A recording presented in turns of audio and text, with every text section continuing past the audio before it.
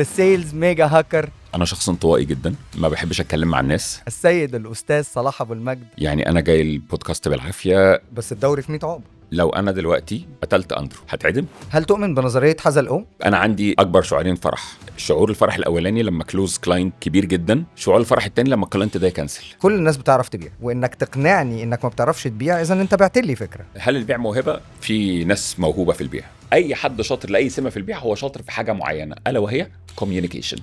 إزاي أعرف أبيع البيزنس نيد مش أبيع البرودكت فيتشر؟ ده سؤال صعباني. العالم مش هيقبلك لو ما اشتركش كبني آدم. البيزنس نص علاقات. البيزنس كله علاقات. إمتى تكون الاستقالة شجاعة وإمتى تكون قرار غبي؟ المنطق is a very subjective matter. لا ثغرات في الخطة الإلهية. لو صبرت هتفهمها في الآخر وتلاقي إن الحاجة الوحشة اللي حصلت لك دي كانت أحسن حاجة. كل ما زاد الدخل زادت الرغبات. نرد بيكلم نرد. نرد بيقيم نرد.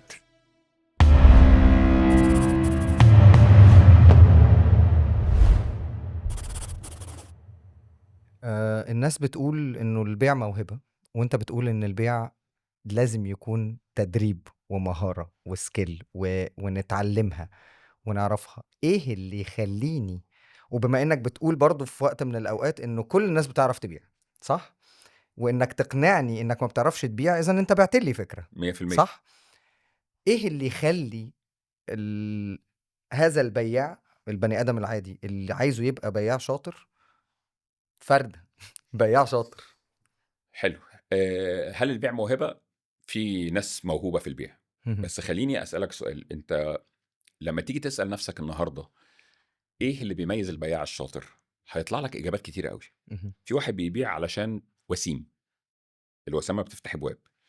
في واحد عنده كاريزما، اللي هي يا أخي عنده هيبة كده، عنده طلة، لما جه قدام أنا وثقت فيه. في واحد بيبيع علشان محترم. في واحد بيبيع عشان صايع ومقطع بطاقته. في واحد بيبيع علشان نرد، عشان ده فاهم كل حاجة في البتاع. فأكشلي لما تيجي تمسك إيه هي موهبة البيع، هي حاجات كتير قوي. بس إيه الحاجة اللي أجمع عليها كل الناس؟ أي حد شاطر لأي سمة في البيع هو شاطر في حاجة معينة، ألا وهي communication. شكرا. فالبياع عشان يبقى فردة ما يذاكرش مبيعات ويذاكر communication. حلو ده. إذن يجب أن تثقل الموهبة بالعلم. من غير علم هتبقى موهوب شاطر، هتبقى هاوي شاطر. بالعلم هتبقى غير موهوب محترف وتشغل الموهوب ده عندك. أحسنت. التعليم هو الحل. أحسنت. التعليم هو الحل. ويا جماعة برضو الناس لازم تفهم، بما ان انا اكل عيش وشغل التعليم، عايزين نفرق ما بين المعرفة والعلم والقدرة على التطبيق والخبرة. لان احنا في زمن النولج السريعة، في ناس بتخلط ما بين انه عرف الحاجة وانه بقى خبير فيها. صح. فيتفرج على 5 ريلز لصلاح ابو المجد ويروح يكتب سيرتيفايد ترينر ويروح يدرب. يعني انا لما بدخل تريننج مبيعات ببدا بجمله كده، بقول لهم يا جماعه انا عندي جود نيوز وعندي باد نيوز، تحبوا ايه الاول؟ يقولوا لي الباد نيوز. اقول لهم طيب اضمن لكم ان بعد الكورس ده مبيعاتكم هتقع. طب ايه الجود نيوز؟ انك لو سمحت لها تقع ومشيت على اللي بقول لك عليه هتاكسلريت لدبل وتريبل. فيقولوا لي ليه؟ قلت لهم لان اللي احنا هنعمله في الكورس هيتقسم لنوعين. معلومات انت اول مره تعرفها، ومعلومات انت كنت عارفها بس كانت متلخبطه. فانا عايزك تبطل ترتجل وتمشي على فيكسد سيستم عشان توصل لمرحله. هو ايه ميزه ان يبقى عندك فيكسد سيستم؟ لو ما عندكش فيكسد سيستم وانت بياع موهوب، يو ار اندوبليكابل، غير قابل للاستنساخ. اندر واحد بس مش عارف يعمل تيم تحته. انما لو عندك سيستم بتقسم 1 2 3 اعرف اعلمه للتيم. فبقول للناس انت النهارده عرفت مثلا التريبل اف تكنيك اللي احنا اتكلمنا عنه في اول الحلقه ده، عرفتوا حاجه وعرفت تطبقوا حاجه تانية خالص. عرفتوا حاجه وعرفت تطبقه وانت مش واخد بالك انك طبقته، دي حاجه ثالثه. يعني لحد ما توصل لمرحله في الرباعيه كده بتاعه الاحتراف، اللي هي unconsciously competent، محترف غير واعي بيعملهم مش واخد باله. صح. زي السواقه. لو تفتكر انت اول لما اتعلمت السواقه بتفاصيلها، دي كانت اول فتره خبطت فيها العربيه، مع انك عارف كل حاجه، عشان انا عايز ابص على الثلاث مرايات، عايز ابص على الفتيس والنقلات، انقل صح. الدبرياج لو كنت بتسوق مانيوال، لحد ما وصلت لمرحله باشا انت بتنزل من الشارقه تروح ابو ظبي ما تعرفش انت جيت ازاي اصلا. صح. فاهم؟ صح. كنت دايما بدي مثال بما اني كمان بدي تريننجز، فكنت دايما بدي مثال بين الهاوي والمحترف في الموضوع ده، او الموهوب اللي عنده موهبة بس، واللي محترف وبيدرب الموهبة دي دايما، بأي لاعب موهوب ومحمد صلاح. انه اللاعب الموهوب هو نفسه عارف ان هو موهوب، فاول ما بتجيله الكورة هو عارف انه لو هيحطها كده هتيجي في المقص، طب جت في العارضة، طب جت بره. لكن واحد زي صلاح او الناس اللي بتتدرب كتير كتير كتير كتير، هو كل ما بتجيله بيحطها بتيجي كده، كل ما بتجيله بيحطها بتيجي كده، فبقى تلقائيا من غير ما يحس كل ما الكوره بتيجي زي ما حضرتك كنت بتقول في السواقه، خلاص انا عارف، مش محتاج ان انا اقعد افكر كتير، البادي رياكشن بتاعي اصلا بيعمل كده. في مشكله عند الناس كلها حاليا، وفره العلم. مم.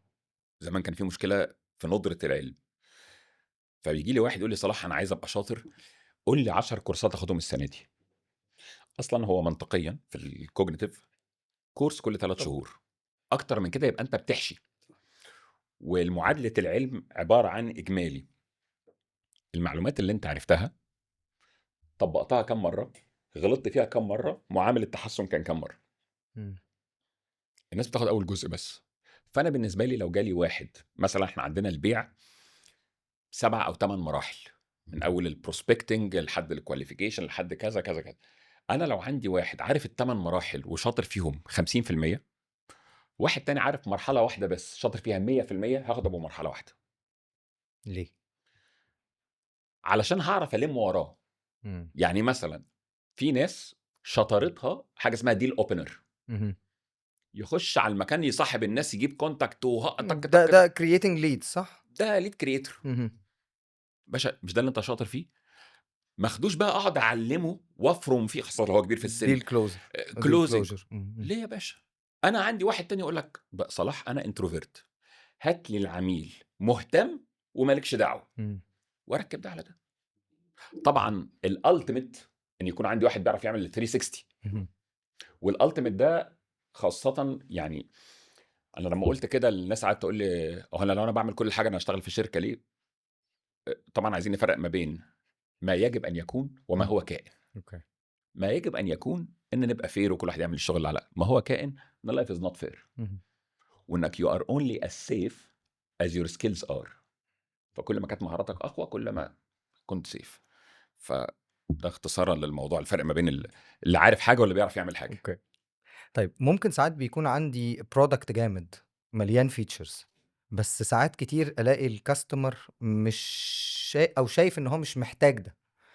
ازاي اعرف اخلي الكاستمر يحس ان البيزنس نيد في البرودكت بتاعي؟ ازاي اعرف ابيع البيزنس نيد مش ابيع البرودكت فيتشر؟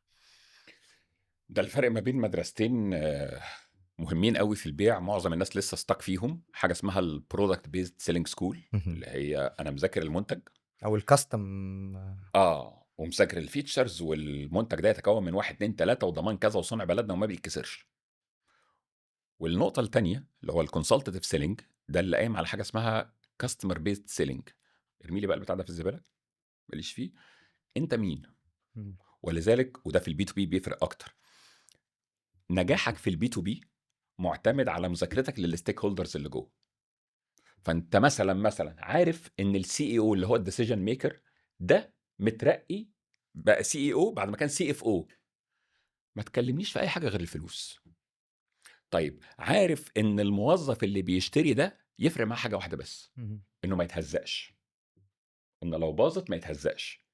فتكلمه في الجارانتيز، مش ما عندوش مشكله يدفع سعر ازيد. فانت في البي تو بي دايما بقول نجاحك معتمد على حاجتين: the depth of your research and homework and the width of your relations inside the company. صح جدا. بنبيع ايه بقى مش مشكلتنا. صح. قلت قبل كده انك تقدر تحول تيم عادي لمكن شغل. طبعا. لو انا عندي تيم سيلز كانوا شاطرين في فترة ما، وبعد كده خدوا فترة كده مش قادرين يقفلوا اي حاجة، وانا صاحب البيزنس وجبت صلاح ابو المجد، هيعمل لي ايه؟ very good question. اول حاجه هنكشف على العيان، اوكي. هننيم الشركه كده على ظهرها ونسال مجموعه من الاسئله. السؤال الاولاني، كانوا بيبيعوا وبطلوا يبيعوا، الوضع كان ايه ساعتها؟ مهم. عشان نقدر نحدد هي المشكله هم زمان كانوا بيبيعوا عشان هم كانوا شطار ولا الظروف كانت مساعده. اوكي. لان مهم قوي انك تعرف الروت كوز عشان تعرف هتحسن ايه. صح. طب صلاح هتفرق في ايه؟ هتفرق ان هم لو كانت الظروف مساعده وهم كانوا بيبيعوا وبطلوا يبيعوا لما الظروف دي خلصت، يبقى ده معناه ان هم عندهم مشكله في السكيل. مهم. يعني مثلا لو افترضت صلاح انا عندي تيم عقارات شغال، ودي اكشر كيس، كان شغال في قطر بيبيع قبل كاس العالم ضرب نار. لان كاس العالم. بعد كاس العالم الناس وقعت، لا محتاجين نرجع بقى، مم. محتاج اكشف على مهارات الناس دي. هي الناس دي كانت بتبيع علشان هم بياعين شطار ولا الظروف كانت سامحه؟ لان في بعض الاحيان بيبقى اسم الشركه بايع. مم. يعني صح. مثلا باشا انا شغال في عماره، انا شغال في اوراسكوم، انا شغال في بالم هيلز، مهم. هو الاسم بايع. صح. مما يعني ان حضرتك مش سيلز مان، انت كاستمر سيرفيس. مم. فدي مشكله في السكيل. صح. يبقى محتاج الناس دي تتدرب وعرفهم ازاي يبيع بغض النظر عن الظروف. طيب لو كان بيبيع يا صلاح العيال كانت شاطره وبتبيع في ظروف وحشه، يبقى هنا مشكله في الويل، في الاراده. ايه العيال دي اتطفت ليه؟ مم. اخش ادور بقى. بيرن اوت، بقى لهم فتره ما بيتقدروش، مم. بقى لهم فتره الدنيا راكده، واحد عنده مشكله ان حصلت في مره ان لقيت ان الازمه ان جاب حد من بره ركبه على التيم، اوكي. فالتيم كله ريح. بتحصل كتير. بص، كتير. في الوطن العربي 80% من المشاكل نفوس. انا هاخد من هنا السؤال اللي بعده، لان السؤال ده ثعباني. لا مش بس ثعباني، ده جاي لي من تجربة حقيقية علشان يتسأل لصلاح ابو المجد. يعني انا في ناس بعتت لي السؤال ده علشان يتسأل لصلاح ابو المجد. قول لي. بيقول لو انا نجحت واتشفت من المانجمنت بتاعتي واتقدرت وخدت مانجيريال بوزيشن كبير، بس انا عارف انه اللي حواليا من التيم اللي انا كنت وسطهم مستكترين عليا ده، وابتدوا يحاربوني، وابتدوا ما يسمعوش قراراتي، وابتدوا يتمردوا على كلامي، وبيوروني ده كمان. اعمل ايه؟ A real life case. It is a real life case. مبدئيا كده في مبدأ اسمه باريتو، ده مبدأ في الاقتصاد برضو. الاقتصاد انا شايف الاقتصاد هو علم البني ادمين. اللي يفهم اقتصاد يفهم الناس كلها. مبدأ باريتو بيقول لحضرتك ان 80% من النتائج بتحصل بسبب 20% من الريزلتس. التيم اللي متمرد عليك ده مش متمرد عليك كله، مهم. في واحد او اتنين سايقينها، سايقين الجروب ده. الواحد والاتنين دول شايفين ان هم اللي كانوا يستحقوا مهم. الترقية وانت خدتها مكانهم. صح. تمام. طيب مبدئيا كده عايزين نتفق على حاجة. في الوطن العربي وفي الشرق الاوسط ما ينفعش to flatten the structure. يعني في الغرب يقول لك لما تترقى هات كل الناس واقعدوا على ترابيزه، يا جماعه احنا على نفس الليفل وانا مش مديركم ده انا اخوكم. ده ما ينفعش في الوطن العربي. مهم. الوطن العربي بيستجيب للباوندريز وللرولز. المفروض تجيب الاثنين دول من الاول، وزي ما بتقول كده ايه تبرد نارهم. فحتى الكلام اللي هقوله لك ده متاخد من كتاب خطير قوي اسمه 17 effective leadership skills، كتاب من هارفارد بزنس ريفيو. مهم. في اول يوم او يومين تجيبه تقول له يا اخي حسبي الله ونعم الوكيل فيك، انا عمري في حياتي ما قابلت منافس بشراستك دي. اوكي. واو. اتفضل. ده العلم مش كلامي. اوكي، اتفضل يا فندم. يا اخي انا لحد اخر لحظه مش مصدق ان هم هيدوها لي، ان هم هيدوها لك انت. خصم يحترم واشرس منافس قابلته، نص المعركه خلص. لانه ابتدى يحس بذاته بقيمته. بالظبط. مم. انا بقى ابقى راجل ما بفهمش لو ما استغلتش اشرس منافس ليا انه يبقى دراع اليمين. الفيول اللي هنعلي بيه الاورجنايزيشن. اوكي. عايزك تاخد وقتك وتديني بالسجيشنز اللي كنت هتعملها علشان اخدها مع السجيشنز اللي كنت هعملها ونطلع بحاجه كويسه. اوكي. بغض النظر هتعمل ده ولا لا، سمه اتكسر. خلي بال حضرتك من نقطه، لو الشخص ده اتباعه شافوه بيعاملك كويس ورجع قلب عليك تاني، مش خلاص مش عارف. هيصدقوه خلاص. صح. انت كل اللي انت محتاجه اول لقطه. ده تكنيك. اسمه ديفيوزنج تكنيك. اوكي. ديفيوزنج اللي هو تشيل الفتيل من القنبله قبل ما تفرقع. الغلطه اللي الناس بتغلطها، ودي بحكم تربيتنا في الوطن العربي، احنا في الوطن العربي مش بتوع كونفرونتيشن، مش بتوع مواجهه. انك هتلم الناس. يا جماعه والله يعني اولا تحيه للزملاء اللي كانوا بينافسونا وبتاع، احنا عايزين نبقى كلنا ايد واحده وعايزين نعمل كذا. او الطريقه الثانيه اللي بتبقى اوت اوف بانيك، اني ارى رؤوسا قد اينعت وحان قطافها، تقوم تجيبه تعمل منه عبره. خلي بالك، الموظف ده لو شاطر هو عنده كونكشنز، يس. وكل ما الشركه كانت محوكمه، كل ما الموظف الشاطر عرف يوقف لك المراكب السايره ميري ومش هتمسك عليه حاجه. يس. صح. يا باشا بيحصل. الامضه مش واضحه، بيحصل. انت متاخر 2 فيمتو ثانيه على قفل الخزنه. صح. ما هو وده عشان يكون شايف نفسه احق، فهو اوريدي عنده كونكشنز واوريدي شاطر. وصلت. النقطه الثانيه بقى بعد دي على طول، ودي نقطه صعبه. you need to distance yourself from your team.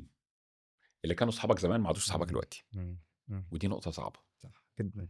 يعني ما ينفعش ناكل مع بعض في البريك روم، ما ينفعش نشيش مع بعض على القهوه بالليل، ما ينفعش. ما هم بيجوا يقولوا اصله اتغير علينا واصله ما هو هنا بقى يا باشا هنرجع لنقطه، والله التقدم ليه ثمن، هتدفعه ولا مش هتدفعه؟ اوكي. ما احنا ما ينفعش نبقى بالليل امبارح بنتكلم بتاع وحضرتك مديري، وانا اقوم قايل لك بس يا اخي والله العظيم السي او بتاعنا ده حمار ما بيفهمش حاجه. انت قدامك اوبشن من الاثنين، يا تقول لي يا عم خلينا ناكل عيش، مما يعني ان بكره مش هتعرف تقفش عليا لانك شاتم معايا امبارح طبعا. يا اما هتقفش عليا في القعده وتقول لي ما تتكلمش كده، لا صلاحنا بره الشغل، لا احنا دايما جوه الشغل. فهي هتضحي بايه وهتاخد ايه؟ كل الناس بتتكلم عن النجاح، وصلاح ابو المجد كتب كتاب عن الاخطاء. ليه الاخطاء؟ علشان النجاح مساله فيري فيري سبجكتيف، مساله شخصيه تختلف من شخص لاخر، وليه 5000 طريق، وممكن ترتكب كل الاخطاء وتعملش اي حاجه وربنا يريد انك تنجح. صح. حتى يتعجب اصحاب الحيل، ما فيش فيها نقاش يعني. بس انا لقيت ان لما بدات اتكلم مع الناس، اما احكي لهم حاجه حصلت عندي في البيت، الاقي كل يقول لك وانا كمان وانا كمان وانا كمان. احنا الوطن العربي والجيل بتاعنا كان اهالينا نازل لهم سيديهايه ويندوز واحده، سوفت وير واحد. قاهره، سوهاج، منصوره، مسلم، مسيحي، كلنا نفس الحاجه. فقلت طب ما شير الاخطاء اللي عندي جايز تفرق مع الناس. وكانت الاخطاء اللي عندي، ولو بصيت على الكتاب يعني 100% ليها علاقه بالبرسبكتيف وطريقه التفكير. ما بقولش لحد اعمل كذا وما تعملش كذا، باستثناء حاجه واحده بس اللي قلتها للناس: خد بالك من صحتك، لان انا اهملت في صحتي وانا صغير وام paying for this now. بس باقي الحاجات انت بتحكي من وجهة نظرك انت. اوكي. اللي هي بالنسبه لي صح، وبالنسبه لفلان عبقريه، وبالنسبه لفلان الواد ده ما بيفهمش حاجه. وكلهم يعني everyone is entitled to his opinion. عادي. يعني ممكن يجي واحد تاني يقول لي لا انا مثلا انا مش تكنولوجي قوي زيك وبعاني مع التكنولوجي، فيجي واحد اقول لك انا مش محتاج انا مثلا شايف ان الفتره اللي جايه اللي هينجح اتنين: a genius in AI and a genius in HI human intelligence. صح. مش الاي اي بس. صح. فانا ويا سلام لو انت الجزء اللي الاي اي مش هيعرف يدخل بالظبط. وممكن تقول لي لا على فكره صلاح الاثنين صح. انا مثلا شايف ان التعليم الحكومي مش هيوفر لك او يضمن لك حياه كريمه باستثناء كليه او كليتين. فده الحاد في نظر اهالينا. معلش ده خريج كليه اداب ولا تربيه ولا واحد تاني يقول لي لا صلاح انا فلان قريبي اتخرج من اداب انجليزي وشغال في الامم المتحده، ففي وجهه نظره كلامي غلط، في وجهه نظر الاخرين كلامي صح. دي انت احنا مش بنتكلم في قرآن وانجيل يعني، المساله سبجكتيف. فانا ما بقولش ان رايي صح، بقول ان ده اللي مشي معايا وده اللي عرفته بناء على احتكاكات كتير لفتره زمنيه طويله في دول كتير. بما إنك بتتكلم كتير عن موضوع الأخطاء، قُل لي إيه أكتر حاجة اتعلمتها in the hard way بالطريقة الصعبة؟ أكتر حاجة اتعلمتها بالطريقة الصعبة ليها علاقة بالصحة، اهم. إن جملتين أمي ربنا يبارك في عمرها كانت ربنا بتقولهم لي يبارك. عن نقلًا عن جدتي. جدتي الله يرحمها كانت تقول لك: "خُد من التل يختل." اهم. وكانت بتقول: "يا مستكتر الأيام أكتر." أوكي. أنت مستكتر صحتك، لأ الأيام أكتر من صحتك. إمم. ففي أوقات أنا كنت باهلك فيها صحتي، مش باهلكها اللي هو الهلك العادي، الهلك اللي هو الabusive. اهم. يالّا نطبّق، يالّا ما نروحش الgym، يالّا الgym رفاهية، مش عارف إيه الكلام ده كلّه. لحد ما في عِز الsuccess اللي أنا فيه، رقدت في السرير بسبب عملية، أوكي. والincome بتاعي dropped more than 50-60%، أوه! والperformance بتاعي اتضرب جامد، بسبب إن ما عُدتش باقدر أتكلّم كتير، علشان عامل عملية في بطني يعني وكده. السلام عليكم. فدي أكتر حاجة اتعلمتها بالhard way. أوكي. إن ال ال الحاجة المهمة equally ليور mindset and your thoughts، المكنة اللي شايلة الكلام ده كله جسمك. أنا ما كنتش مهتم بده، أوكي. وأنت كنرد فاهمني. صح. إحنا باشا عادي الكتاب هيخدمنا، اهم. لأ الصحة مطلوبة. الصحة مطلوبة، على الأقل جزء من قوتك في البيع شكلك. طبعًا. يعني statistically اللي فورمته حلوة بيبيع أكتر من اللي فورمته من الرفيع أوي أو اللي جسمه مش مضبوط. صح. فاهم؟ فدي حاجة اتعلمتها بالhard way أوي، أوي، أوي، أوكي. أوي يعني. أوكي. إمتى تكون الاستقالة شجاعة، وإمتى تكون قرار غبي؟ أعتقد إن رأيي هنا هيبقى irrelevant لإني عمري ما كنت موظف. من الحالات اللي شُفتها. من الحالات اللي شُفتها إمم. إن معظم الناس اللي بتستقيل استجابةً لضغوط نفسية اهم. أو أحلام وردية. أوكي.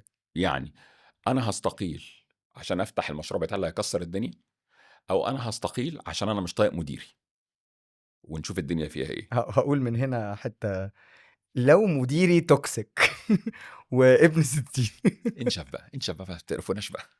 أعمل إيه؟ والله المصطلحات دي ودتنا في 60 داهية يا مستر أندرو. يعني إيه toxic؟ هم بيقولوا لي كده في ما الشركة. بالضبط، ما بالضبط. عندك اللي يصرف عليك، إمم. لو عندك اللي يصرف عليك سيب مديرك الtoxic وروح مع حد غيره. أوكي. خلّي بالك برضه إن لعنة المصطلح. واقعي أوي برضه أنت، يعني أص أنا ممكن أقول لك المستقبل مشرق والحياة جميلة، وفي الآخر جزء من نيتي في اللي أنا باقوله إن يوم القيامة كلمة أقولها فرقت مع حد تشفع لي، فربنا يقول لي بدل ما تخش النار خش الجنة. فأنا باحاول على قد ما أقدر أقول كلام أُحاسب عليه. اهم. تمام. طيب في equation كده لطيفة هتخلّيك أصلًا مش محتاج تفكّر تquit، لإن وفقًا لعلم الاقتصاد، اهم. كل ما كان الطلب أعلى من العرض، كل ما السعر زاد. أوكي. صح. حلو الكلام؟ صح. يعني لو أندرو في 10 شركات بيتخانقوا عليه، أندرو هيقعد يحط رجل على رجل إمم. ويتأمر ويختار دي والّا دي والّا دي والّا دي. صح. طول ما أندرو ما حدش يعرفه، لأ أندرو خايف. ولذلك في equation، وهي أنت لمّا دخلت الشركة اللي أنت فيها حاليًا، دخّلت للشركة قد إيه؟ اهم. لو مشيت الشركة هتخسر كام، ده بلس ده مضروب فيه كام واحد يعرف ده عنك your personal brand. دول عندك، استقيل براحتك واغلط واتغابى لانك باشا. ده هياخدني للسؤال اللي بعده، السوق دلوقتي عايز إيه؟ عايز حد ملتزم وبيشتغل وماشي جنب الحيط، والّا واد ثعلب وبيعرف يبيع نفسه كويس؟ والله انا عندي الاتنين شاطرين. انا عندي نظريه اخترعتها اهم. و... وعايز ابدا اجربها الفتره الجايه. أوكي. انا شايف ان السيفيهات اللي موجوده في السوق حاليا ما عادتش تنفع، خاصه مع الخبراء. يعني انا لو فتحت السي في بتاع اندرو، هلاقيه بيقول لي شغال مع حكومه دبي وشغال مع مايكروسوفت واشتغلت في بالم هيلز واشتغلت. انا مش هقرا الكلام ده كله، إمم. خاصه مع الترند المقرف اللي جاي من بره، اللي هو ما تحط صورتك على السي في علشان ما يتعنصرش. يا عم ده مش عندنا، احنا هنقول لك الواد ده وشه سمح أوكي. عينه، الواد ده اتم مش عينه. إمم. يعني أنت من مؤيدين الfirst impression أول ما مليون في أشوف المية، الCV. مليون في المية. أنا شُفت سمعتك دكتور. مليون في المية. إمم. معلش هتجيلي من غير وشك وهاجي الاقي وشك مش شبه الوشوش اللي في دماغي. إمم. اصل تاني عايزين نفرق ما بين ما هو كائن وما يجب ان يكون. ما يجب ان يكون ان كل الناس سواسيه ونقبل بالدايفرسيتي. مفيش يا باشا الكلام ده. أوكي. انا عايز اشتغل مع ناس شبهي. ما ينفعش ابقى اشتغل مع ناس الشركه كلها من ايجيبت وواحد جاي مش بيماتش بيحس هو مش ماتشنج الكالتشر. اهم. اهم. ما ينفعش. السي في اللي هو اللي مكتوب الداش ده انا مش هبص عليه. انا في كونسبت كده في البيع انا عامله للثاندر بيتش او الاليفيتور بيتش اسمه البي اس بي. اهم. بروبلم سولوشن بروف. أوكي. تمام. اهم. فانا كنت عايز اقلب ده في السي في. فلو جه اندرو كتب في السي في بتاعه ليا كل الكلام الكتير اللي عمله ده هيجي لي حاجه من الاثنين. هنبهر باندرو هجيبه يشتغل بس مش عارف اشغله ايه. إمم. او هنبهر باندرو وهو ربنا وفقه بس هو مش ليا. اهم. في الحالتين اتس ا رونج ثينج. انما لو اندرو قال لي انا بساعد شركات التدريب 10 اكس انتاجيتها بنفس فريق العمل من خلال الاي اي. قول لي بقى بعد كده اي حاجه انا معاك. بس من اول سطر ايوه ده بيوجعني وانت الحل. اهم. زي ما يجي دكتور يقول لي مثلا الدكتور يقول لك ايه لغير الاطباء استاذ في الغدد الصماء. إمم. يعني جالك لما كراش إمم. ولا ايه؟ أنا مش فاهم هي إيه ما الغدد اعرفش ايه الغدد وهل في إمم. غدد بتسمع وفي غدد صماء. إمم. ما نعرفش. فلازم يكون اول سطر بيسموه فول بروف. إمم. يعني العبيط يفهمه. أوكي. ما تجعلصش الكلام. فانا لما يجي حد بيقول لي يا صلاح انت بتشتغل في ايه؟ I help you make more money. بس أوكي. ازاي؟ لا تعالى بقى نشوف ازاي. انت شركه ولا فرد؟ إمم. انت سيلز ولا ماركتنج؟ انت بس ايه اللي صلاح بيعمله؟ I help company sell more. هل شايف إن الAI خطر؟ انا عندي نظريه والنظريه دي مش بتاعتي بس هي متاخده من علم الاقتصاد برضو. حاجه اسمها الناتشرال ايكوليبريم. اهم. التوازن الطبيعي. ان السوق بيصحح نفسه بنفسه. ان مثلا لو افترضت ان اللابوبو اهم. نزل وكسر الدنيا أوكي. وباع وبقى يعني بقى زي المخدرات صح. وسعره فضل يزيد. طب سعره يفضل يزيد لحد امتى؟ لحد ما هنوصل لنقطه ان الديماند بيبقى قد السبلاي ونبدا الدنيا ايه تهدى. تشبع. اهم. فانا شايف ان الاي اي زي اي تقدم حصل قبل كده. زي ما اوبر زعلت سواقين التاكسيات. زي ما الماكينات زعلت أيوه في العماله الثورة اليدويه. الصناعية صح؟ اهم. تمام. وحصل اصلاحات عامه يعني بدويه. هو الكساد الاعظم اللي حصل في الثلاثينات كان حصل بسبب الديسربشن في الدوره الاقتصاديه بسبب ان اندرو كان عنده مصنع فيه 100 عامل وصلاح كان عنده مصنع فيه 100 عامل. لما جبنا المكن انا مشيت 90 عامل وانت مشيت 90 عامل. بص السايكل بقى. فحصل عندنا ركود. ليه حصل عندها ركود؟ العامل اللي كان بياخد مرتبه من عندي اللي بطل ياخده بطل يشتري من البقال. البقال بطل يشتري من تاجر الجمله. تاجر الجمله بطل يشتري من المصنع. المصنع ده اللي هو انا. إمم. فطلع بعد شفت السايكل عملت ازاي. صح. فالسوق حسن نفسه بنفسه فبدانا نجيب العمال دول نعلمهم يشتغلوا في الصناعه وبدانا نعمل حاجه اسمها الترانسفير بيمنت او المدفوعات التحويليه ناخد من اللي معاه ندي للي معهوش. فانا شايف ان الاي اي مؤقتا هيعمل خلخله أوكي. ولكن السوق هيصحح نفسه بنفسه واحنا كبشر ما فيش قدامنا اختيار من الاثنين. اهم. ادابت اور داي. صح. فيا هنتاقلم يا هنروح. معلش انت كنت تتخيل ان والدك الصعيدي يبقى عنده فيسبوك وانستا؟ No way. صح. صح. مش كانوا بيقولوا مستحيل. علينا في 2010 يا جيل الفيسبوك انتوا صح. وما كانوش فاهمين ايه الفيسبوك. صح. دلوقتي انا ابويا مبهدلني. كومنتات أنا والدي كومنتات، كومنتات، كومنتات. مش بس كومنتات وتهزيق. لما بغلط في حد يقول لي يا ابني انت بتشتم يا حاج سيبني بقى متابع. اديني فرصتي. وهو بقى انا ابنه. وامي إمم. كل حاجه بقى لما تعمل لايك اعرف ان الشيطان منعك. انا متبهدل. فهيجي وقت الناس اللي ما كناش متخيلين ان هم يقربوا من الاي اي هيبقى فاكت زي إمم. ما هو بقى فاكت. صح. احنا الجيل اللي عاش بين الانالوج والديجيتال. صح. هل كنت تصدق ان هيجي يوم من الايام مش هنستخدم تليفون البيت؟ مستحيل. طب انا دلوقتي لو قلت لك هات لي الرقم الارضي بس ليه ايه الرقم الارضي ده؟ إحنا بنوصّله عشان الإنترنت تقريبًا بس، لكن ما فيش مش فاكر. وحتى تشوف بنوصله تقريبا انت حتى مش متاكد مش مش فاكر. عارف احنا بنوصله ليه. بس هو جزء من التاريخ القديم. فانا شايف ان الاي اي هيعمل نفس الموضوع، مهم. هياخد فتره لحد ما people تادوبت والبشريه هتسرفايف. وفي النهايه حط في دماغك كده، ودي حته عن اللي بيحبوا نظريه المؤامره، عايز تعرف ايه اللي هيحصل في العالم وهيستمر ولا مش هيستمر، اسال نفسك سؤال: is it good for business؟ مم. if it's good for business هتكمل، Okay. if it's bad for business هتقف. اصحاب الثروات مش هيسمحوا يحصل كساد بسبب الاي اي، لان الكساد هيرد فيهم. نظرية برضه.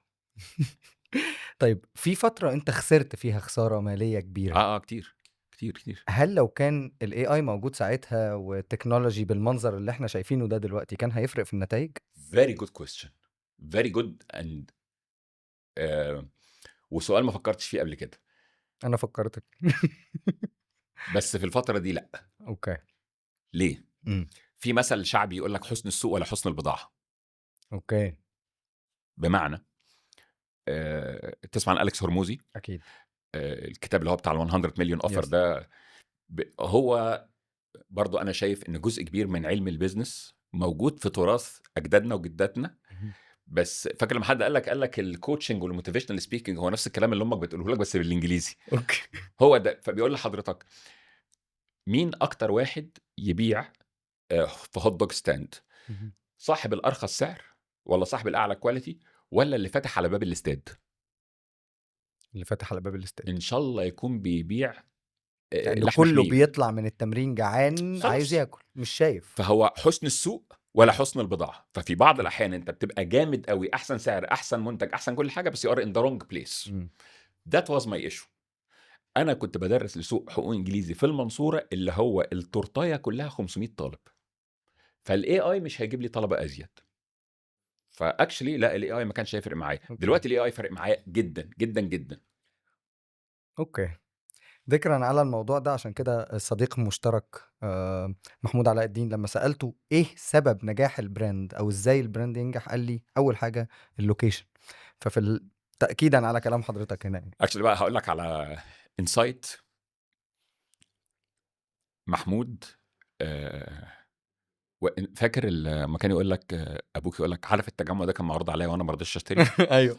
انا بقى شاورماري ده كان معروض عليا وانا ما رضيتش اشتري. والله العظيم.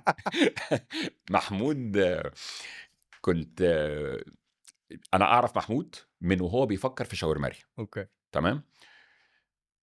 انت عارف محمود مهم. مصنع افكار جدا. وبيقولها كلها بدون اولويات. فهو بيقول على شاورماري، يعني كان بيقول انا مثلا من ضمن الافكار اللي عايز اعمل شاورماري، وكان بيكلمني ساعتها على جولدن فلافل اللي عملها يس. وبيصدرها ومش عارف ايه. فبقول له انت ايه اللي معطلك؟ قال لي بس بعمل ريسيرش على اللوكيشن. مهم. فلقيته هو برضو محمود من الحاجات اللي بحبها فيه رايي ورايك في الزباله، العلم بيقول ايه. مم. فراح جاب شركه ماركت ريسيرش وحسب الفود كاونت واختار المكان اللي يقدر من اول لما يفتح يخدم على ناحيه البرشا في دبي والناحيه والناحية الثانيه. التانية عشان كده عشان راح بتاع دبي مارينا في مهم. فلو كانت تاخر كيلو كده كان هيخسر نص العملاء. وكان طبعا بقى انا راجل I'm not mathematically intelligent. اوكي. لما اللي قدامي بيتكلم في ارقام انا بهنج. محمود ما بيعملش حاجه غير انه بيتكلم في ارقام. وانا كان ساعتها كان ممكن اقول له طب بقول لك يا محمود انا هدخل معاك ايرلي انفستور. بس وده اللي محمود بيعمله برضه على طول، ان بياخد حاجه فيري سيمبل ويقوم محميها ويقلبها وتكسر فجأة. الدنيا. صح. زي الطعميه، ايوه بيخليها جولدن فلافل. زي بيكي بربر حلاقه ايه اللي فيه ايه. فقال شاورما. شاورما اكيد مش للدرجه دي يعني. وفوجئت وانا انا قاعد مع اخر مره بيوريني الريسيرش اللي عامله على عكس ما احنا كنا متوقع. وده اللي خلاني ما ادخلش على فكره. قلت له حجم المصريين مش كبير للدرجه ان هم يقوموا براند شاورما فلافل في شاورما مصري في الامارات. هو اكتر من 70% من الاودينس بتوعه غير مصريين. مش مصريين. صحيح. فدي كانت صدمه بالنسبه لي. صحيح. ف بيبيع لأكتر مش المصريين. مهم. بيبيع للروسيين. يس. شفت بعيني يعني. شفت اصحابنا الروسيين بيروحوا يشتروا شاورما مصري. فانا خرشوه خالص بقى. مهم. وايه وكل شويه ايه كل ما يفتح فرق يقول لي ايه لا انا ما بعدتش قوي. بعد كده الاقيه بيتوسع. ما ان شاء شاء الله الله ربنا ان شاء يبارك. الله في يوم من الايام في السيزون اللي جاي نحطكم انتوا الاثنين على تيبل واحده ونحاوركم ده كالعباقر. ده ده نفسي هتبقى ونفسي وهتبقى وانا اللي مشاكل، هحقق ده ان شاء الله. هتبقى مشاكل. ده بصراحه بمنتهى الامانه يعني انا محمود من الناس اللي مفيش مره بقعد معاه الا وانا بقوم مور ريتش يس. هنا. وفعلا فعلا صدق اللي قال الصاحب ساحب. يعني لما تبقى قاعد مع محمود وتسمع كلام في البيزنس، اولا مهما كنت شاطر يا اندرو بتحتاج حد يفاليديت اللي انت بتقوله. مهم.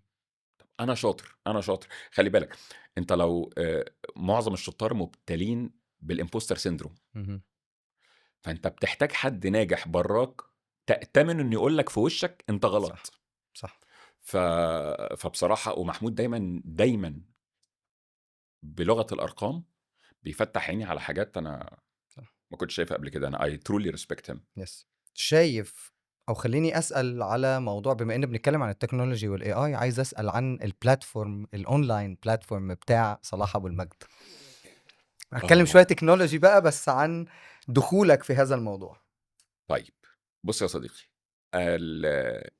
المشكلة مهم. في ان صلاح ابو المجد ما عرفش يبقى في مكانين في نفس الوقت. اوكي. حلو الكلام. النقطة التانية، أنا البرايس تيكت بتاعي غالي. يعني أنا السيت عندي في الكورس مينيموم ب$1000. وللناس اللي هتستغرب ليه $1000، عشان أنت بتخرج بتار او اي أرقام أكتر من كده بكتير يعني، بس ما علينا. شفت بعيني. الحمد لله. فجينا فكرنا إن إحنا نعمل أونلاين بلاتفورم، مهم. بس أنا مش عايز just to be another platform. مهم. مش عايز بلاتفورم كده وخلاص. كان عندي حلم. في بعض الأحيان بتبقى اللي معطل الفكرة بتاعتك إن تكنولوجي did not catch up yet. فانت عندك الحلم والفكره، والتكنولوجي ما كانتش ابجريدبل للحته دي. من 13 سنة ما شاء الله. كاتب البروجكت بتاع الاونلاين بلاتفورم ده وعايز اعمله، بس ما كنتش عارف اعمله ازاي. يعني انا كنت مهم. عايز حاجه ما تخشش تاخد الكورس تقيمك وتقول لك تاخد ايه في الكورس وتكمل من الكورس التاني، مش وان سايز فيتس اول. مهم. اللي انا بقوله لك ده في 2014 ده الحاد. صح صح. يعني انا فاكر ساعتها كنت رحت قدمت في منحه وزاره الاتصالات، قالوا لي ايه المشروع اللي عندك؟ قلت لهم، ولا بقى كان في لا المنتور ولا صح لينك، ما صح. كانش في الكلام ده خالص. طيب النقطة التانية، إن عايز أفضل محافظ على قاعدة اللي هي بفضل الله منجحاني دلوقتي. أنا في أي تريننج في أي شغل if it's not fun let's not do it. مهم. إحنا مش جايين ننكد على بعض. فعايز أعمل كونسبت الإديوتينمنت. اديوتينمنت. فإن شاء الله إن شاء الله الحمد لله التكنولوجي كوت أب، والتكنولوجي كوت أب in a cheap way. اوكي. يعني خلاص ربنا يبارك لنا في لافابول بقى وكلود والحاجات الخطيره دي، انت بيعمل لك السحر. مهم. احلم واتمنى. ان شاء الله ان شاء الله ان شاء الله ده هيلونش في 10/7 ان اوكي. شاء ان الله. شاء الله اكون موجود في هذا اللونش ان شاء الله. والله احنا ان عايزين شاء نشوف بقى الله. الشركه بتاعتك بتعمل ايه، ان علشان شاء الله. انك شاطر في الاي اي. انا في الاي اي برضو على الله. ما مش حاولت اخد كورسات، بس تاني انا في بارير بيني وبين التكنولوجي. اوكي. قعدني 10 ساعات بتكلم مع بني ادمين، وما تقعدنيش ربع ساعه على اللابتوب. انا نفسي اوصل لمرحله ان انا ابقى بتكلم مع البني ادمين اكتر من لا اللابتوب. ممكن اقعد ال10 ساعات مع كتاب، اوكي. اشخبط وارسم واعمل. في اللابتوب انا ما اعرفش، بحس ان حد عامل لي كده. بس في اصل انا غصب عني في اوقات كنت بشتغل بال18 ساعه قدام اللابتوب لوحدي. ده كانوا بالنسبه بيدخلوا لي السندوتشات زي بتوع ثانويه عامه كده، اكل واشتغل. ال سبرتايه جنبي كده بقدم. 18 ساعه دي بتحصل في حاله من الاثنين. لو انا قاعد مع اودينس، انت شفت في بريدج انا رحت الساعه كام يس ومشيت الساعه كام، يس شفت بعيني صحيح. وبقول لك انا ما حسيتش بحاجه وعلى قلبي زي العسل. مهم. طيب عايز تشوفني بقى وانا بشد في شعري النص ساعه اللي قبل التوك وانا قاعد على اللابتوب. طب طب مش عارف، ما بتهرش. فان شاء الله باذن الله it will launch ب 3 programs، ليفل 1 وليفل 2 في السيلز، مهم. اللي هم محتاجهم اي حد من اول سنه شغل لحد 20 سنه في الفيلد، وحاجه في المانجمنت للمانجرز اللي بقى لهم 10 سنين واقل. ان شاء الله ان شاء الله باذن الله يعني واللونش 10/7 ان شاء الله. ان شاء الله. طيب عندي فقره صغيره، خلاص احنا هنقفل. براحتك. عندنا فقرتين صغيرين جدا، ماشي. واحده اسمها تحدي العباقره. ماشي. اسئله ما سريعه بقاش فيها واجابات ارقام بس. قصيره. لا لا لا، ما احنا مذاكرين بقى. ماشي. ماشي. موظف مجتهد بس بيشتغل كتير، موظف مجتهد وبيشتغل كتير، ولا جامد بس بيشتغل براحته وبمزاجه؟ ابن مجتهد. المجتهد. موظف مش بياع. موظف. موظف. مجتهد. اوكي. عشان انا حاولت نجاوب على دي لانه كان فيها حاجات على العميل المصري ولا العميل الاجنبي. في التريننج امم. المصري طبعا ده بيبقى اروق تريننج في العالم. اوكي. ليه؟ لان اديو فن. الافيهات. اه. ما مش محتاج جاي في لوكاليزيشن. مدرستك. اقول له اعمل نفسك ميت ياخد ويدي معايا. اوكي. انهي اجنبي؟ طبعا انت عايزني اقول الخليجي ولا او العربي ولا الاجنبي اجنبي، صح؟ والله بص هقول لك على حاجه. ومش عايز ابدو بس انا شفت قد ايه الخلايجه فانز اوف يو يعني. الحمد لله انا جمهوري الخليجي قوي جدا. آه، شتان ما بين اللي بنسمعه ونشوفه على السوشيال ميديا ولا على ارض الواقع. صحيح. لما بدخل مع كلاينت من العراق، من السعوديه، من الكويت، من ليبيا، من كذا، والله العظيم يا اندرو بيرن في دماغي جمله كده، بيت شعر قاله هشام الجح في قصيده اسمها التاشيره. عارف عارف التاشيره؟ طبعا. احنا بنبقى قاعدين اكتشف احنا تربيتنا واحده، لغتنا واحده، وبنحب بعض فعلا. صح. لماذا الفرقه الحمقاء تحكمنا؟ مهم. طب ما احنا كويسين اهو. طب امال الكلام اللي انا بسمعه على النت ده احنا بنقطع في بعض؟ لا عادي جدا. بالعكس. عادي. صح. في انت محترم هتحترم، مش محترم هتاخد على صح. دماغك. صح. فبحس وانا مع الكلاينت الغير مصري اني سفير اكتر مني تريننج. مهم. سفير بوث ويز. سفير ان انا اوريهم مصر عامله ازاي، وسفير ان انا ارجع مصر اوريهم احنا كعرب عاملين ازاي وشطار في ايه، وقد ايه المواطن السعودي شاطر في كذا، وقد ايه المواطن الاماراتي شاطر في كذا، وقد ايه المواطن الكويتي شاطر في كذا. وبلاش الاستيريوتايبنج بتاع لا دول وحشين، دول ما بيحبوناش، دول كده. صح. فببسط اكتر في التريننج المصري، بحس بفاليو اوف ميشن اعلى مع الكلاينت العربي. اوكي. اكتر جمله بتقولها في التدريب؟ اللي ما اتكتبش ما حصلش، وما لا يمكن قياسه لا يمكن ادارته. what is not written is not there. احنا بقول لهم كده يا جماعه، القاعده رقم 1 في الاداره مهم. you can't manage what you can't measure. اوكي. القاعده رقم 0 اللي ما اتكتبش ما حصلش. دول اكتر حاجتين بكررهم. كتاب قريته غير طريقه تفكيرك؟ ات would sound كليشيه بس ريتش داد بور داد طبعا. طبعا ده اللي لعب في الدي ان ايه وخلاني اعرف يعني ايه فلوس. يليه سايكولوجي اوف ماني. اوكي. مين احسن سيلز كونسلتنت في الوطن العربي؟ اكشلي ما اعرفش اذا كان في يعني منتهى الامانه، وقد يكون ده انا عن متوقع اجابه. قد يكون ده عن جهل مني. مهم. انا ما اعرفش اذا كان في سيلز كونسلتنت معروفين قبلي ولا لا. اوكي. لان اعتقد برضو احد القفزات اللي انا قفزتها والريسكات اللي انا خدتها لما سمعت كلام فاطمه شريكتي وبدات اعمل شورت فيديوز، ما اعتقدش ان كان في حد بيعمل كده قبلي. مهم. فكان في كونسلتنتس وكان في ترينرز. سيلز كونسلتنت ما اعتقدش ان في حد. اوكي. بس يعني احسن حد بيزد على تعامل يعني كونسلتنت سفاح اسمه علاء سجاع. خطير. اوكي. خطير خطير. اكشلي هي از ماي كونسلتنت، يعني ده اللي بساله قبل ما اروح اسال الناس التانية. دي شهاده لا كبيره. لا علاء سجاع الله اكبر عليه. وبعدين شاطر قوي في انه يوريك الحاجه 360. هو ما بياخدلكش قرار، مهم. ولا انت بس بص من هنا، طب ما تبص من هنا ومن هنا ومن هنا ومن هنا، وبعد كده يسيبك انت تاخد وبعد كده يسيبك انت اللي تختار. يعني هيز فيري فيري سمارت يعني، ما شاء الله عليه. ايه اكبر كذبه متصدقه عن النجاح بيقولوها خصوصا مع جينزي؟ الاوفر نايت سكسس. نايس. الاوفر نايت سكسس يعني مفيش اوفر نايت سكسس حتى في الشمال. مهم. يعني الناس كلها بتقول لك الاوفر نايت سكسس مثلا عندنا في العرف المصري يجي منين؟ انت من سوهاج وعارف مهم. اثار. مهم.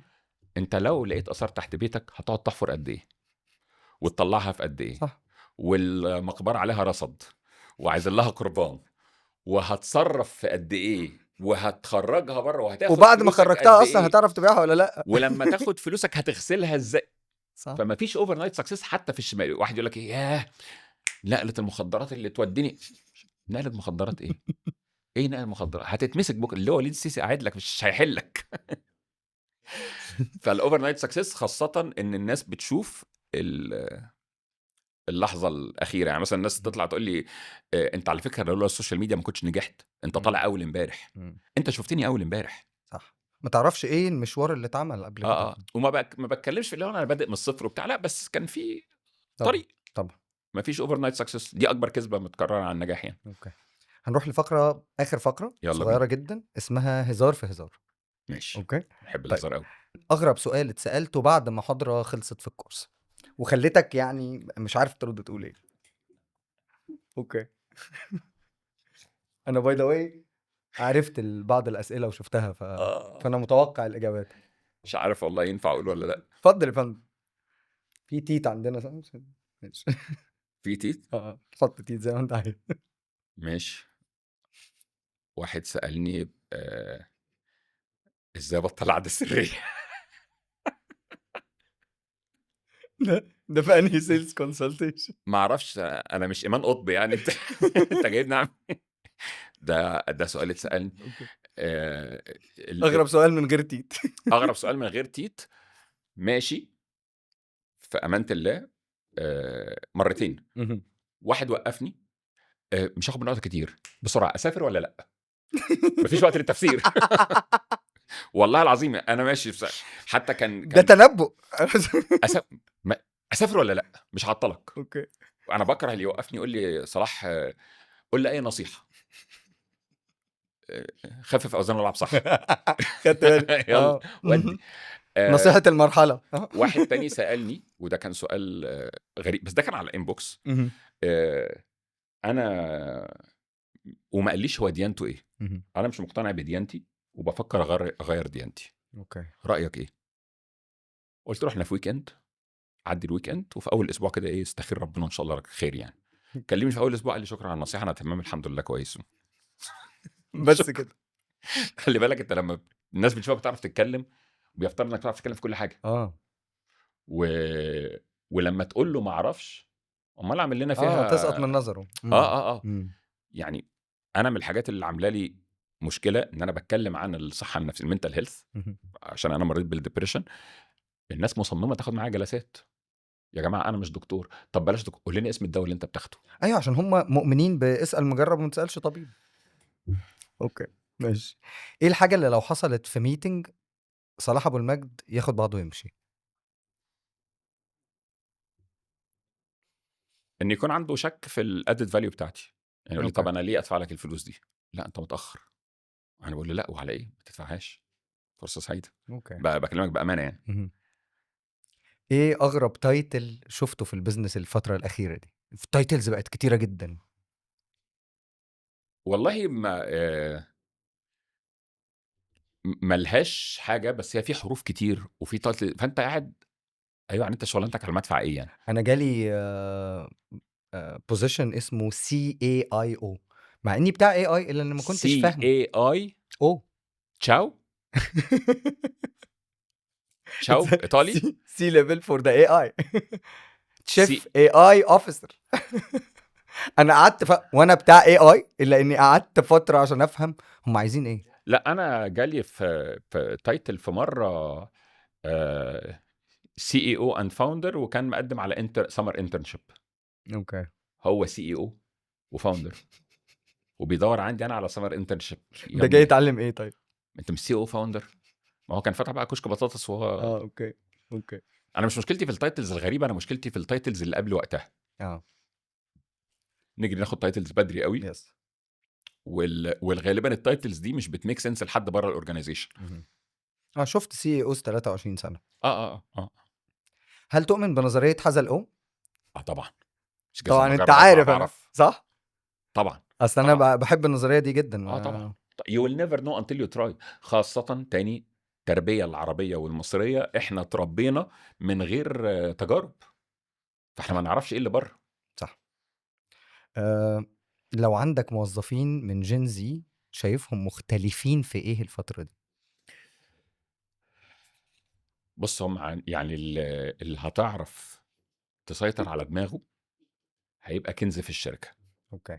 بس حط في دماغك الاتي: خلقه ضيق، اهم. بيحب الفيجوال ابريشيشن اكتر من الهيدن ابريشيشن، ما بيطولش في شركه. يتقدّر قدّام الناس يعني. اه اه اه اه, أوكي. آه. لازم إمم. يتقدّر قدّام الناس، بيحب يتقدّر على المجهود بغض النظر عن النتيجة. أوكي. يعني مش result oriented. لا، لا، لا، لأ result اهم. إيه؟ اهم. لأ. اللي هو أنا عملت. آه. إمم. فمهم أوي، ودي حاجة اتعلمتها يعني بالغلا والكوى، hire someone who's hungry. لو يعني إمم. عايز تاخد منه خلاصة Gen Z، خُد واحد hungry for money، hungry for success، hungry for association، إنه يتقال أنا باشتغل مع صلاح بس لازم يبقى hungry في حاجة. اهم. لإن الGen Z ما بيدّيش 100% إلا بمزاجه. أوكي. كام مرّة customer اختفى بعد ما كنتم خلاص خَد proposal والموضوع خلاص we are closing the deal وفجأة اختفى؟ على طول. على طول؟ يعني إحنا بنبقى عاملين حسابنا في الconversion ratio، أنت بتكلم 10 أشخاص، 4 بيختفوا يعني كده بيفضل في نسبة تختفي لحد الآخر. لأ، اهم. والأغرب بقى إنه يختفي وييجي بعد سنة يقول لنا بسرعة دلوقتي حالًا، الtraining إمم. دلوقتي حالًا. صح، صح جدًا. فعادي يعني، فعشان كده أنت دايمًا بتبقى مأمِّن نفسك بtop of funnel مكلم ناس أكتر. إمم. و يعني معنى كده إنه عشان أقفل في الquarter 5 deals المفروض يكون معايا كام lead في الquarter مثلًا؟ عايز تقفل 5 في دي لو أنت بتتكلم big B2B، B2B. حاجة big يعني يكون مثلًا معاك 30 مثلًا 40. أوكي. آه. يعني يكون عندي pipeline 30، 40 عشان آه. أقفل منهم آه، 5. آه، آه. الناس مش بتصدق الكلام ده، هو لأ، متخيل إن هو يبقى عنده 7، 8 هيقفل منهم 5 عادي. وactually أوكي. أنت لو عندك 7، 8 هيحصل حاجة من الاتنين، يا ما حدش هيقفل خالص، يا هيقفل ناس برّه ال7، 8 اللي أنت عامل حسابك عليهم. آخر سؤال، لو حد كل شوية في الشركة يقول لك أنا ما حدش بيقدّرني، أنا ما حدش بيقدّرني، وبيكمّل وبيقعد وبيشتغل، كده يرجع يقول لك أنا ما حدش بيقدّرني. بيشتكي لي والّا بيشتكي قدّام الناس؟ لا، لأ، بينه وبينك. بس هو دايمًا شايف نَفْسه عايش دور الضحية وبيأدّي، وبيأدّي. يبقى الغلطة من عندنا، يبقى أنا فعلًا ما باقدّروش، أو باقدّره بشكل يفرق معاه ما يفرقش معاه. أوكي. يعني مثلًا باقدّره ماديًا وهو وهو اللي مش فارق معاه محتاج. كلمة شكرًا، إمم. أو باقدّره بشكرًا وهو اللي فارق معاه شوية authority. فلأ، دي غلطة من عندنا. لو هو شكرًا على بيأدّي صراحتك صراحة. ومستمر وبيسألني أنا، لأ، يبقى أنا اللي عندي غلط. شكرًا على احترامك وصراحتك. أنا هاقفل الأسئلة أوكي. هاسمع آخر كلمة ونصيحة لحد الاتنين، للشباب من صلاح أبو المجد، وللNerd podcast من صلاح أبو المجد. للشباب 20% مذاكرة، 80% تطبيق في track واحد، مش تراكات كتير. أوكي. للNerd podcast، يعني أنا كنت هاقول لك نصيحة جامدة قبل ما تستضيفني إنك تستضيفني، بس أنت استضفتني خلاص مع كامل الاحترام ده والتواضع إحنا يعني. استضفناك في season 1 يعني ده يا باشا. ده يعني أوكي. ال ال ال الحلقة على قد ما تقدر تتقطّع a lot of shorts، a lot of shorts. الshort هو اللي هيجيب لك الفرجة على الناس. ده مذاكرنا أكتر ما إحنا مذاكرين. لأ، أصل أنا I've been there before. أوكي. أنا قعدت 6 سنين أعمل long format content ما باتشافش، أوكي. ما بدأش يفرقع إلا بالshort format. ال النقطة التانية، ده البودكاست شبه الreal estate investment، اهم. بيتسقّع. Yes. You will never know هتفرقع إمتى. Yes. فkeep doing agreed. what you have to do. agreed. بس كده يا باشا. agreed. شكرًا يا فندم. My pleasure. Thank you. يعني مبسوطين بشكل مرعب. والله على راسي من فوق. باتكلم تسلم. بجد. على راسي.